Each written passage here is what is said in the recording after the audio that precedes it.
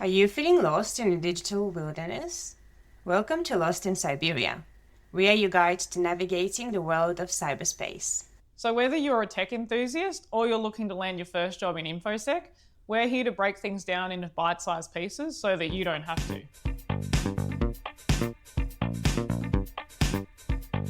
Welcome back to another episode of Lost in Cyberia. We're your hosts Annie-Mei And Anika. and today we're joined by Veronika. We're here today at the Czech Embassy, which is very exciting in Canberra. So welcome to the show, Veronika. Thank you so much for having me and welcome and our embassy. Yeah. Thank you so much. Thanks for having us.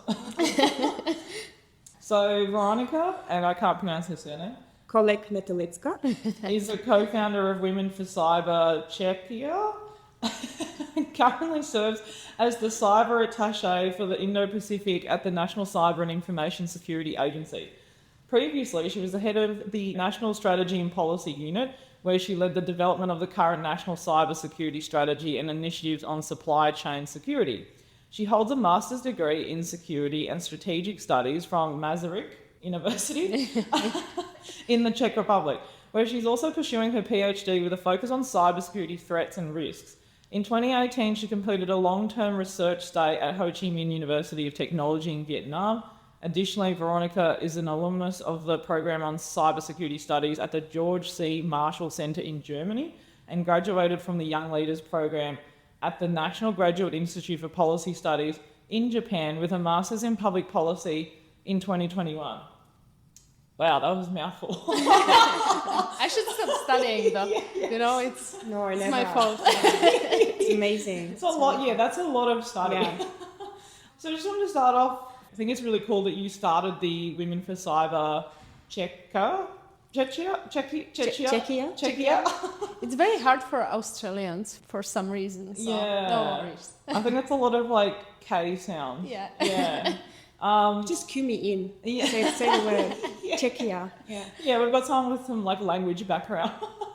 Yeah, so can you tell us about what Women4Cyber does and how big are they globally? Yeah, so it's basically a non-governmental organization based in Brussels, the foundation. So there is Women4Cyber Foundation based in Brussels, and we are just one of the chapters from this organization. And now they are having like 30 chapters across European countries. We are a few of us out there, and what we are trying to do is like bring diversity in the space of cybersecurity. So we are aiming to promote having more women in cybersecurity, but also with an inclusive way of doing it. So even at our events, because we have some cyber visits, presentations, lectures, mentoring and stuff like that, our mentors are men, our speakers and moderators are men. In the room, if they apply for the visit, they are also men, because we want to have the environment diverse, but also inclusive, not to create another part where women might feel secure, but without the whole picture. Also, as you could see, our logo is very rainbowy. So it's not just for women, but it's for everyone who feel underrepresented in the Czech society. And I just co-founded our national chapter with my great colleagues and even greater friends. They are also cyber attachés, or Kuba Jacob. He is a former cyber attaché for European Union, and Berta, she is a cyber attaché in Washington, based in Washington DC for US and Canada. So you can see also the international aspect of it, because it's nice what we are doing back home, but to grow the recognition outside of the Czech Republic is also important for us to include in our projects. How is the diversity in the current, Czechia's landscape when it comes to cybersecurity? Yeah, it's very hard to say, because I think there are two layers. When we see the whole spectrum of security, it will be the same like Australia, and I think the latest statistics saying something about 17%. But in terms of cybersecurity, it would be less. And I think we are on the on the right path to change it, especially with this generation not seeing that many boundaries, I would say, to enter a specific field. But still, we need to do more in that than just showing up with the statistic, but actually, promote it at the school at very young age. And also what we are trying to do, or what we missed back home, was to be talked about cybersecurity, not purely from the technical point of view. So that's what you are guys doing, trying to explore more than just the technical stuff, but also the policy, the diplomacy, the legal aspect of it. Yeah, interesting you're saying about how with the Women for Cyber that you have a lot of men involved, because I think that's actually very different to how it is here. Because I feel like when we go to a lot of events here, there's not a lot of men represented, not only on the panels and the speakers, but also in the audience. And I think, that's actually a really good thing, because you can't really talk about equality or making things better if you're not actually allowing everyone a seat at the table. And often, I almost feel that some of the events you go to here are very anti-men. It's almost like we're just accusing them of existing. And, that's not helping the situation. Yeah, right. So, I'm just interested to know, is it specifically for this organisation, or is that quite common throughout Europe? Oh, that's a good question. I would say our chapter doing quite a great job in promoting that diversity. Not sure about other chapters, not sure about other initiatives, but that's what we missed. Jakub is a man, Berta, she's a woman, I'm a woman. But we would like to exchange the ideas together. And Jakub is a great feminist, so why would not we have him on board? It's about creating an allies, and it doesn't mean they need to be specific gender. So they just have the idea how the space should look like in the future. We often say cybersecurity has no gender, so why we should put it in it. I think we definitely spoke about, in our talk, about cyborgs not having gender, and how did we get here, when it becomes so gendered, because it's technology. But I really liked how you said that you have the rainbow in your logo, that it's more than just the gender diversity. I think we've been to events where we have noticed the lack of gender diversity, and it almost feels uncomfortable to a point. And I just really like this idea, and just wanted to know, maybe you can speak a bit more about that and including everyone else. It's very hard because obviously I don't want to disclose anything. So we are trying to, encourage also LGBT community to be part of that. That's the reason we choose the rainbow, to showcase it when you go to our website or our profiles.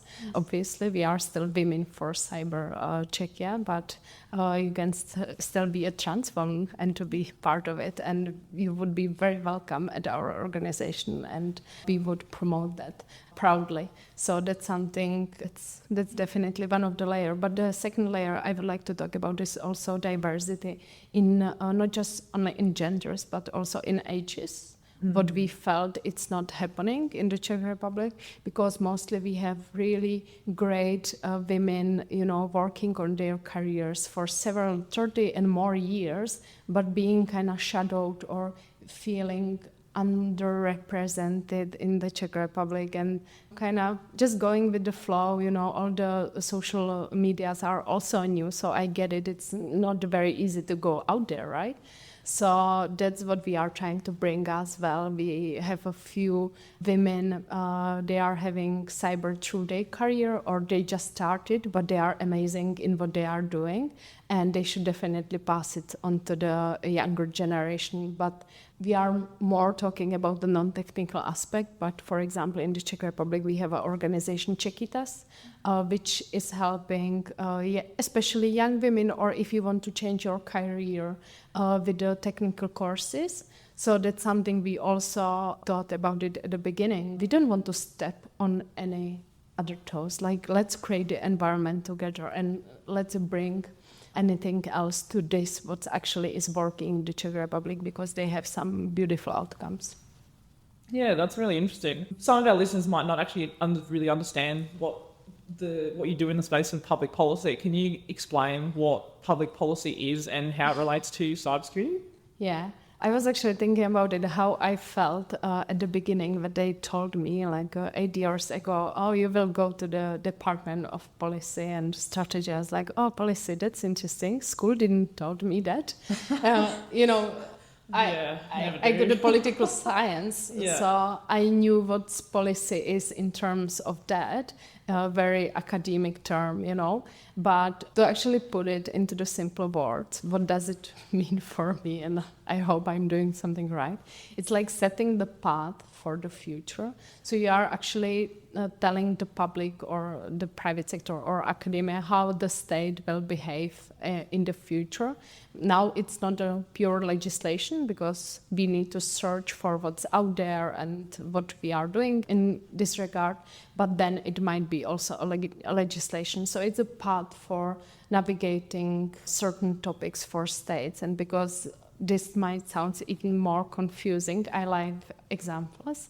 So what we've done, for example, is the situation about supply chain security is something what really bothering the private sector, because they need to know how the state will behave in the future, if they will ban certain technology or there will be a warning, or how they need to navigate the space. So we've done a guidance or recommendation how the state perceive this topic. So that's something what I consider policy navigation of the topic. Something like data sovereignty as well?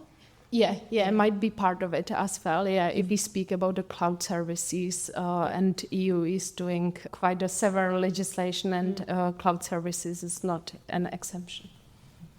So your role, which is cyber attachée for the Indo-Pacific at the National Cyber and Information Security Agency, that's quite a long title.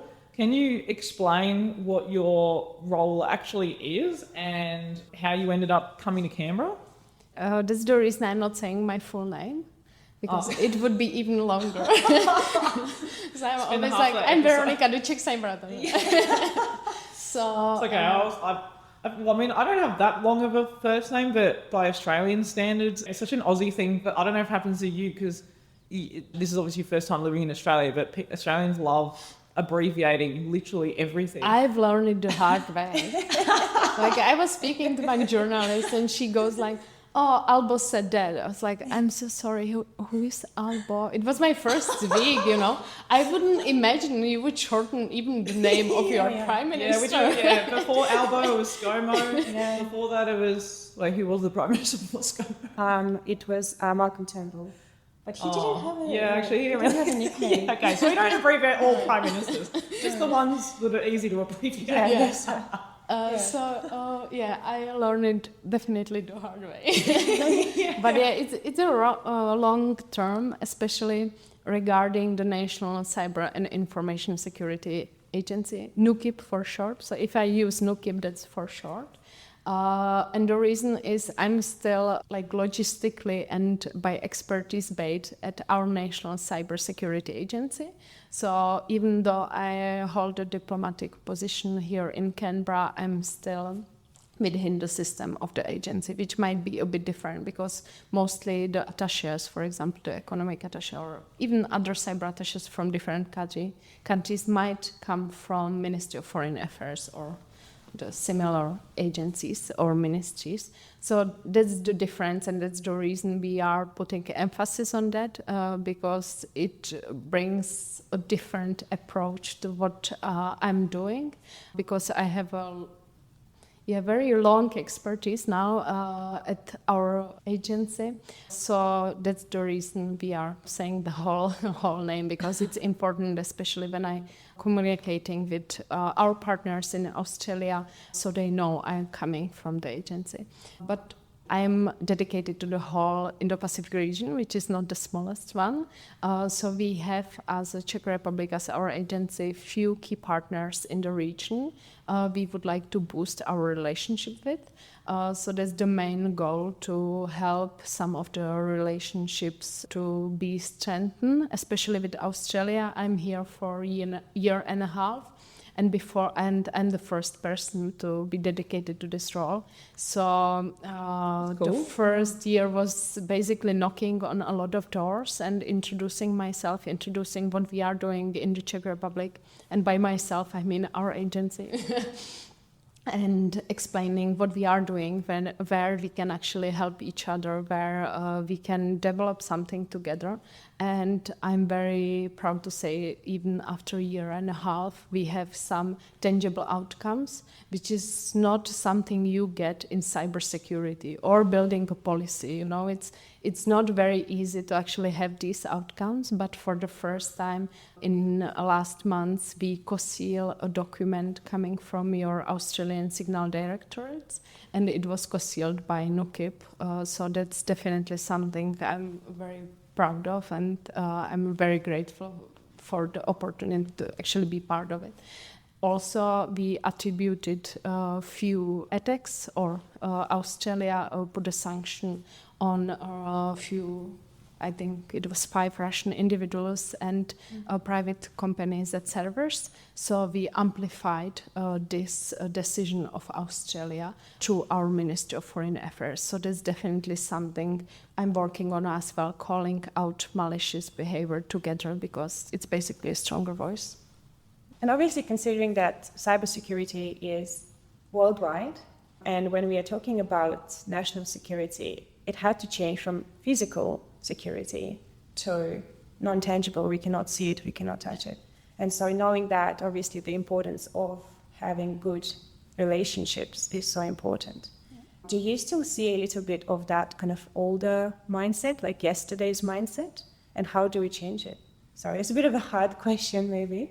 Yeah, because I still have the academic background. I'm always like, oh, there is so many layers to it, which is definitely true, because it's actually starting and ending up with communication. How do you communicate?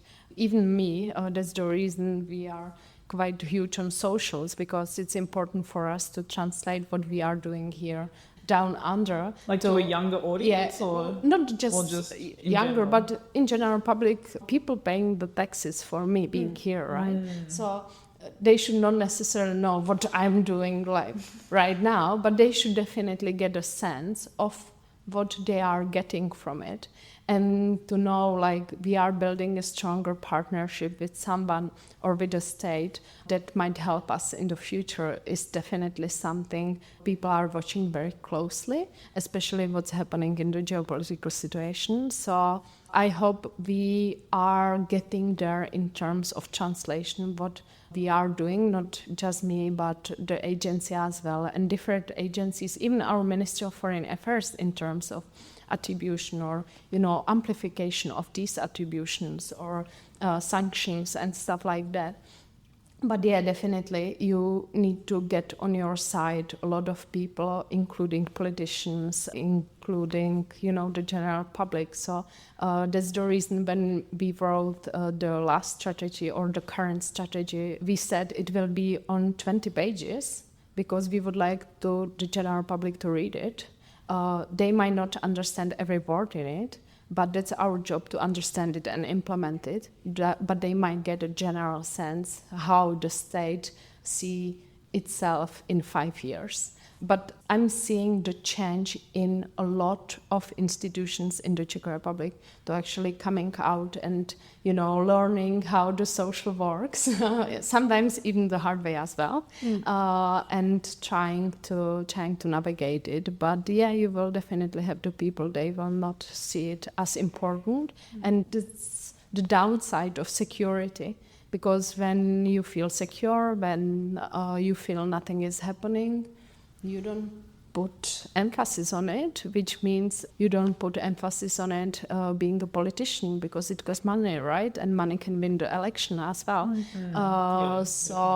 But to be honest, I'm very fed up by people waiting for another huge attack like ransomware, or we've been through it through COVID. We had a severe ransomware hitting our hospitals, and then we tried. Yeah. It was only response only happened afterwards. Exactly. We are so responsive in the space. But on the other hand, you are still based on some democratic values, right? You need to navigate the space in terms of that as well. So you definitely don't want to be offensive in sense to be the first who is offending, but state should be definitely offensive or in terms when they need the defense. I hope that makes sense. The best defense is offense? Yeah. But also I really love how we said that it's about bringing that awareness to the general public as well, because, and we talked about it very recently, that you are as strong as your weakest link. And cyber is very different, because physical is you have the perimeter. As long as you're inside the perimeter, you're safe. And here the perimeter is every person. Yes, it's every device. It's very different. So you really need to strengthen the inside to be properly resilient, as we say. So, and bringing that awareness is so important. It's a shame that it's the critical infrastructure attacks, I think similar to Estonia and Ukraine. Yeah, exactly. But it's amazing what it brought up and the capabilities that it created and the awareness. Yeah, but to be very honest, you are still speaking about the space. Many people don't understand it, and I don't blame them, because it takes a lot to, put these zeros and ones together in your mind and to actually try to at least imagine what it looks like. And you are not even studying it. So to ask your general public for understanding it's a huge ask. So that's the reason we should really step out and to do more awareness in the simple ways. And I love analogies, and I think they are working perfectly, because that's where people can actually understand how they should behave. If you are speaking about their house, your mobile phone is your house. So imagine that. And I think that's something which is really helping. And for the politicians or the higher level, high management, what is helping is definitely some sort of exercise. If you see, even for private companies, because we are often hearing oh no, we are perfectly secure. And then the attack hits and they are asking the government to help. It's how is that possible? I think also European countries are much more aware of the risk because it's at their doorstep. I think Australia is very blasé about the threat of war. For example, Australia has 3 days worth of oil reserves. We're an island. What are we going to do if we got cut off from the rest of the world? We'd be screwed. We can't go anywhere. We're surrounded by ocean. I was talking to one of my mentors the other day, and he shared a document with me that was from the Swedish government, and I was so not shocked, but I was quite surprised that on the very kind of info page, it opened with, we are living in uncertain times. I can't imagine an Australian government document saying anything with that kind of wording. And, even just the threat of China invading Taiwan, we're not far from... If that happens, we'll be involved, to some extent if we were dragged into it. So it just makes me very concerned because these threats are real.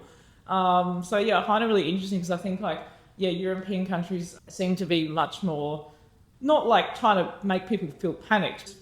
Even that Swedish document had things this is, how you can prepare in advance for your pets, make sure they've got plenty of medication, make sure they've got enough water and food and all that kind of stuff. So I've just found that document very interesting because I just can't imagine seeing that here.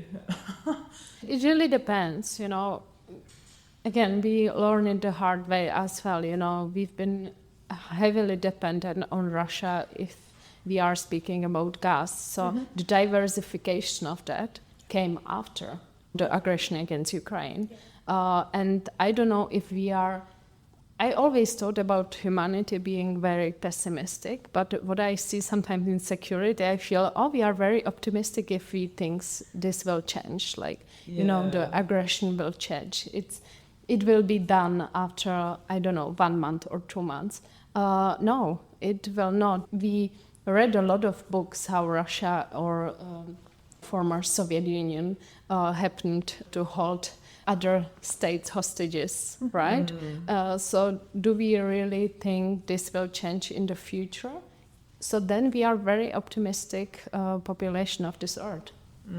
Absolutely. And I think with Australia, we are an optimistic, maybe a bit... Maybe too optimistic? Maybe too optimistic. We have this kind of she'll be right, mate. Exactly. Attitude. It's kind of like blasé attitude, which I think like island. Yeah, which like is kind of seen as an endearing. Yeah, it's endearing, and it's good probably for your mental health as well, because you're like unaware, in my Ignorance language, is bliss. Yes, in my language we say the less you know, the better you sleep. And sometimes it's true, ignorance is bliss. But I feel like when you do have Russia at your doorstep, and then that really changes things. I mean, ex-Soviet Union in general, and the whole turbulence around Europe just in general, like in the last century alone, and everything that changes when your borders are literally at rest. You have a different mindset, right? You're constantly thinking about threats compared to when you are an island and you are just floating along. But it's also about the thing, like, I saw a lot of presentation about lessons learned from what happened in Ukraine, even in terms of cybersecurity. And then I've heard the same presentation a year after, and then a year after. And I'm quite bored by the same, like women are bored to be, in the conference is called Women4Cyber because they are like, no, I just want to be in the cyber conference and being a part of it. So there's the same, I'm not bored, but I'm quite sad from it, to be honest. Like, we are having plenty of lessons to be taken, but we are not taking them. We are still waiting for something bad to happen to us, or we are very slow in the approach. So that's something I would like to see is changing, especially, speaking from the position of someone working for governmental institutions, but of course, also on the other hand, because I work for the governmental institution, I know what it takes to actually change something, and so it would be nice for us to take the lessons we can actually learn and to implement them rightfully to our cultural experience, because that's also very important, not for me, but I hope for everyone out there. You cannot, and we spoke about policies, you cannot take the Czech policies and to just implement it to the Austrian system and the opposite way, because you still need to see the legislation, what's out there, the culture of people, what's out there, what's working or what's not working for the people as well, because they will be the one who are actually, living through the experience. But you can definitely take the best of it and to try to implement it in your system the best way for you. Okay, so moving maybe to a bit of a lighter topic, because that was pretty heavy. How have you, because Canberra's obviously not, for anyone who's from overseas, you might not know where Canberra is because everyone thinks that Sydney or Melbourne is the capital of Australia, which, fair enough. It hasn't always been the capital. Canberra's not exactly on the tourist trail for a lot of people when they come to Australia. So how have you found living here, and especially being in such a, I don't know what the word is, but a bit of a bubble of a city? Yeah. Good word. I just saw a mug the other day, and you saw what? Sorry, a mug, and it has a saying, Canberra thinks you are boring too. In Pop Canberra. Yeah. Amazing. Yes. Yeah, I bought that mug for someone. Yeah. I will buy it once I will be leaving. But that's definitely something what caught me. But I think, people from outside of Canberra or maybe Australia will not understand that. No. Because the other day someone said, and I really believe that's true, Canberra is very cliquey. And it really needs to click for you as a person, for you as a, for example, family. And it's very hard, especially I'm still considering myself a younger generation, to navigate a space where... Yeah, we're still young. Yeah, right. Where everything is, kind of closed doors. Everyone is living in their nice suburb. And don't make me wrong, it's beautiful. I love it. I think the quality of living here in Australia, or in Canberra, because I haven't lived anywhere else, it's super high. but I wouldn't mind a social interaction. But that was the beginning, to be honest. So it was very hard to go through it. But now I believe I have few people I can call friends, and I really, it definitely changed a lot for me in Canberra, because I'm by nature a very social person. I love my friends. They are unfortunately back home or overseas, so definitely miss them a lot. So to have few people in here whom I can bond a bit more, so it's definitely something that helps. But yeah, Canberra is a special place. Well, I introduced you to Bottomless Brunch. So, yeah, that's true. You've got a few things going on there. Yeah, now. I also noticed that you are a very esteemed academic. And someone who is studying and working myself, and I really love the academia, and a lot of people say a lot of things about that, I guess. They're like, why would you do this to yourself? But I feel like, how do you feel that studying and being able to, maybe do your research and do your PhD help you in your day-to-day life, also in your job and in general? Yeah. It taught me a lot about communication. Because I started working for NUKIP when I haven't finished my master's. So I started as an intern, then I worked for a different department or unit, and then I moved to the National Policy and Strategy Unit. And at the beginning, when they offered me the job for the policy unit, they asked me if I want to pursue any academic dreams. I was like, I would like to study abroad once at least. Again. And they said, okay, once you finish your master's, you can go to your PhD and we will let you go abroad for 3 months. That was our first agreement. So that's the reason I studied in Vietnam, in Ho Chi Minh City, because my agents actually let me to pursue my academic dreams as well.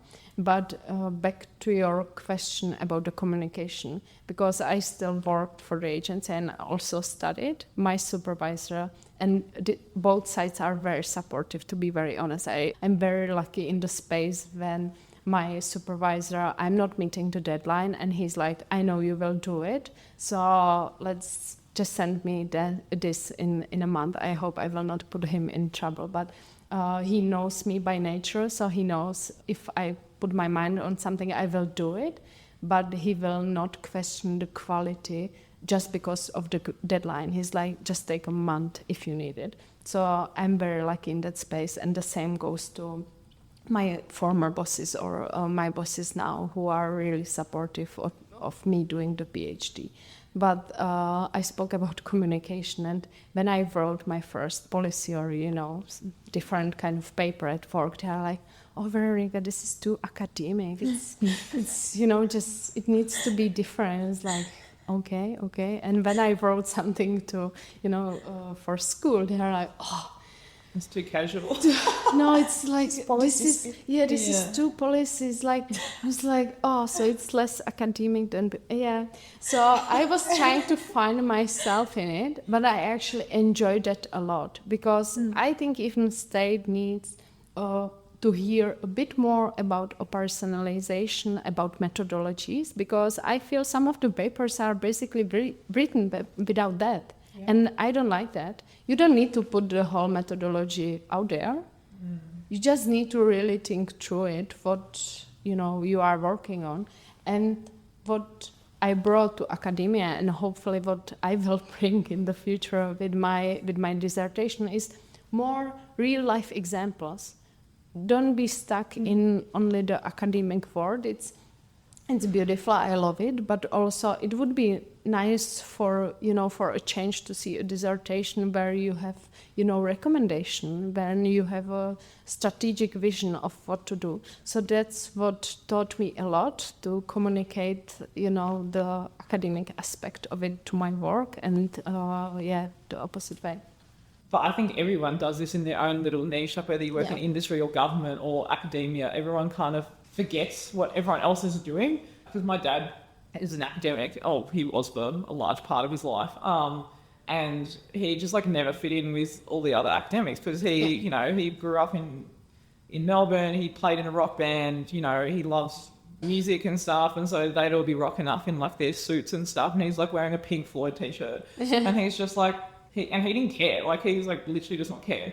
But he always found it really funny, and he always found them like really hard to talk to because they were just so like, everything they said, even just the way they spoke was just like had to be said in a certain way. And I think like also it was just a little bit of like kind of taking themselves a little bit too seriously. And I mean, it happens in corporate, it happens in government, you know, everyone, I feel like especially in Canberra, because there are a lot of government people who work here. So it's always good to get out of your circle. And that's why I always I love leaving Canberra because I can actually go speak to my friends who live in Melbourne and Sydney or even like regional Australia. And it's just so good to get that different perspective of other people's lives because you sometimes forget that being here because, like you were saying earlier, like the standard of living here is so high. This doesn't represent Australia. There are people who live like in absolute poverty in this country, and I think that's often forgotten. It's always good to, I think, like just get that perspective of you know, life outside of academia. I definitely notice it with academia. It's very sheltered. It's very, it's a lot of people that didn't work outside of academia, especially when it comes to the cybersecurity research. And then someone who works in cybersecurity, you see and you say, well, it may be something that actually doesn't happen in practice and it just hasn't really made its way to the academic research, and maybe it won't. It doesn't really cover that. And there is no connection, I guess. And I think it's very beautiful how you say, you know, you wrote something in a very academic style. I think you literally told it to me the other day. That's too academic. You need to write it simple. You want to get out of that mindset. And it's always about having to think about your audience, right? You need to think about who is reading, going to be reading something. Yeah, absolutely. But working for private sector where our company is kind of across Australia and New Zealand, and being able to always communicate with people who are not living in Canberra is very helpful. Yes, absolutely. Yeah. To be honest, our HQ of our agency is not in, I mean, we have offices in our capital, in Prague, but our HQ is in the second largest in Borough. And I think what also brings a different perspective from different part of the Czech Republic, right? So, and I loved your analogy about, we are sitting here in Canberra. We think it's beautiful and everything is, you know, doing the best they can in their lives. But yes, that's very true. Like outside of Canberra is a different life. And I realized that, especially coming here in Australia and seeing the yes and no referendum for Aboriginal people be more represented. And I've been walking around and I saw yes in Canberra, yes. On, you know, every sticker was yes. And then you see the outcomes of the referendum, and it's not that. So again, the analogy with the strategy, you need the general public to understand it. So you need to consider your whole country, your whole continent, you know, your every states, they are being part of the government. So I think it's a bit complicated for Australia to be such a vast country. It might be a bit easier in the Czech Republic, but definitely that's something. Yeah, you can take example from European Union how that is going, right? Like that's, and it's not even half of Australia. Yeah, without the joke, like you really need to consider your whole population and not just the capitals, not just the richest one, and opposite, not just the poorest one. You definitely need to find a way in the middle. Yeah, for sure. I also want to touch on, you interviewed Rochelle McGuinness at the Prague Cybersecurity Conference, which is very cool. So given that, I mean, I'm not sure if it's actually available online, so apologies if that's... It's not. It's not. Okay, cool. All right. So can you tell us a little bit about what you spoke about and how did that opportunity kind of come about? Yeah. The Prague conference is our flag conference dealing with cybersecurity related issues. It started 6 years ago as a conference being purely dedicated to secure cybersecurity in telecommunications, supply chain security, even economic security of this aspect. And we came out with something called Prague Proposals. I believe we put our name on the board of cybersecurity leading countries. Before then, we actually done a warning against companies Huawei and ZTE being vendors in our critical information infrastructure. So if you are a service provider, you need to actually include it into your risk analysis. So it's not a ban, it's a warning, but you definitely need to work with that if you are having or owning the infrastructure, being a critical information infrastructure. And I think these are the milestones that really put Czech Republic out there. And we dedicated the conference to the Prague Proposals back in the time, and Australia was part of that. I think these were the small steps to getting us closer with Australians as well. So every year now, except COVID year, we are having this conference. But after the first one, we said, okay, telecommunication and the security about this sector is very important, but we have so many topics to cover. Let's do it another cyber conference, but in the middle of Europe, and bring really huge names so they can then speak with Estonians, they can speak with UK, with Brussels, just do a really hub in Prague.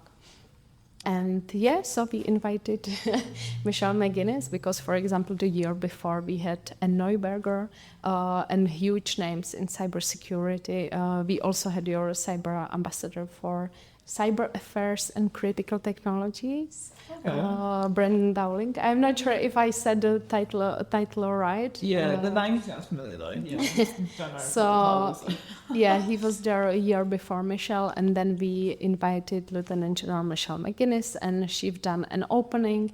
And because she's not just a great leader, but she's also a great person, she agreed to do a fireside chat and to answer my questions. And we spoke a lot about, obviously, how to have more diverse space, so how to engage more women in the field of cybersecurity. And we spoke a lot about leadership in that space and about mentoring, how important it is to have a mentors, and it doesn't matter which gender they are. And she also emphasized about cybersecurity is everyone's business, so which I really like, and I think it's really important to know. Yeah, very cool. For anyone who is listening and might be really interested in your job and might want to follow a similar career path, like what would be your main tips for them to get into this kind of work? I would say just study as much as possible. Study what? For me, I never thought I will end up in cybersecurity nor diplomacy. I don't think any of us did. Yeah. Not even diplomacy. It wasn't my path. I was like, I will be an analyst sitting behind the computer and just do, my research and just, not be visible. I'm not saying your research is boring, but I thought I meant like boring work as in like just a regular office job. Yeah. And I was quite happy about that. When I was an intern and I was working for our exercise and education unit, I told them I would like to be an analyst one day and to have like a specific, country I can research. And they're like, don't worry, we'll be all right, in the future. And then they asked me about to work for the policy unit. And again, I said, I would like to be the analyst we spoke about, right? It's like, no worries. Now we don't have the stuff that would be fine, And I'm not sure if my former bosses overseed something that I haven't. But after a few years, I just gave up asking to be an analyst. And then I had the same office. I shared office with my colleague leading actually the analytical department. And we joked about it. I was like, now I'm done. I see what you are guys doing. You are doing it perfectly. I'm not near where I would like to actually be at your department now. So I should stay where I am, because I found really passion in creating the vision for, our national policies, creating the strategy and having my department with super fantastic people. So then I just settled on this path.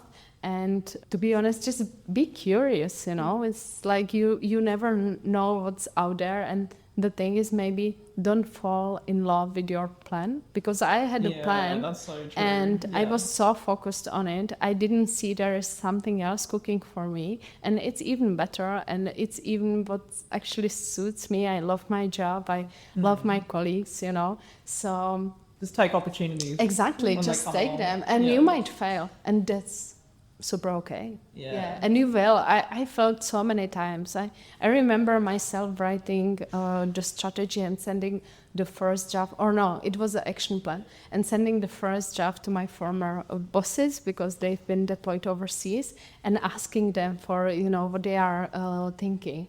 Oh, they sent it back. It was rubbish, It's like pure red lines everywhere. It's like, oh my God, I might quit, But that's what I needed. I needed to fail like that, hard time, and then just, to wake up from it and do it better, again and better. Like, don't take it personally. Like, if there is someone who is actually taking a time to give you feedback, yes, they want to give you the feedback. And I see it with myself. If I'm stopping giving the people feedback, that's when I'm done. I will not continue to work on them. Exactly. Yeah. So just have a great mentors around yourself. And I think that's what really helped me. But I think that's very true. I think, it's not just about having people who will build you up, because I feel like, assuming that you have good friends, because unfortunately not everyone does, but I feel like I have a lot of good friends who just are like, oh my God, all the stuff you're doing is so amazing. Like, you're doing so well for yourself. But you also need people to give you critical feedback, because you'll never improve if everyone just goes, you're amazing, you're doing so good. 100%. And you're like, yeah, but what can I do better? Because, you don't want to just be in an echo chamber of people telling you how great you are either. And I think some people don't take critical feedback very well. I think maybe especially early on in your career, if I think back to like how I was when I was maybe in my early days of uni and stuff, but I feel like now I don't want to just be told I'm doing a good job. I want to know, like, what can I do better? How can I improve? So I think that's I'm still coming from post-communist country, so we are used to criticism. We live on criticism. Like, if you are not being criticized as a child, you haven't lived your childhood properly. Yeah. So our parents taught us very well how to take a critique. But no, joke aside, definitely, like, it shouldn't be that way though. But it's funny though, because you say that, because I feel like a lot of, I don't want to generalise, but I feel like some Australian kids have grown up being told that they are amazing, and that, that they've kind of, their parents kind of almost like worship the ground that they walk on and stuff. And it's not really realistic, because when you go into the real world, not everyone is going to think that about you. I think for me, like, my parents were never like that either. Like, my dad was always, I wouldn't say he was like communist like parenting, but like, he was always very honest. Yeah. And was just like, no, you need to do this like this. Or especially like, and I think like coming from that academia background, he was always very critical of my work, especially when it came to assignments and essays and stuff. He would, and same thing like you were saying, like with the red lines, like, like through it, and doing like, change this whole paragraph, take this out. I'm like literally like crying. I'm like, so basically rewrite the whole thing. But I think it's better. I'm grateful now that I was brought up like that. But there is a difference between, a pure criticism and being loved. I think children should be loved by their parents as much as they can. But if they can teach them about criticism in a good way. In a healthy way. Exactly, in a healthy way. There has to That's be a balance. definitely beneficial. So don't make me wrong, It's like, I'm not about criticizing a child to be the best parenting way, but to be loved and also to take a critique. And I think these are actually coming together. If you are loved as a kid, and then your parents can also criticize you the healthy way, I think you can be very strong personalities after. Yeah. You need to be able to provide good feedback without discouraging. Yeah, exactly. Yeah, exactly. Because that's the balance that you need to strike. If you go off the balance, then you will just have kids that grow up to be adults that never do anything because they're not good at anything. Yeah. Because they're so afraid to be good at anything. Yes, and then obviously if you never criticize them, that they don't have that self-check or that, their ability to, what is the right word for that, to regulate yourself, to monitor yourself, and then to grow. Parenting is the hardest job in the world because you constantly need to strike that balance. And I think the good mentors that I had were the ones that gave me that encouragement with constructive criticism, where I was able to then go on and say, I can do it. Tomorrow I will wake up and I will do it better, as we said before. Yeah, great. Well, thank you so much, Veronika, for coming on the podcast today. For having me. It was very nice. Yeah, it's very great. Good talk. So thank you everyone for tuning in again to this episode of Lost in Cyberia. And we will get you next time. Bye. Okay, cool. Well, that was a good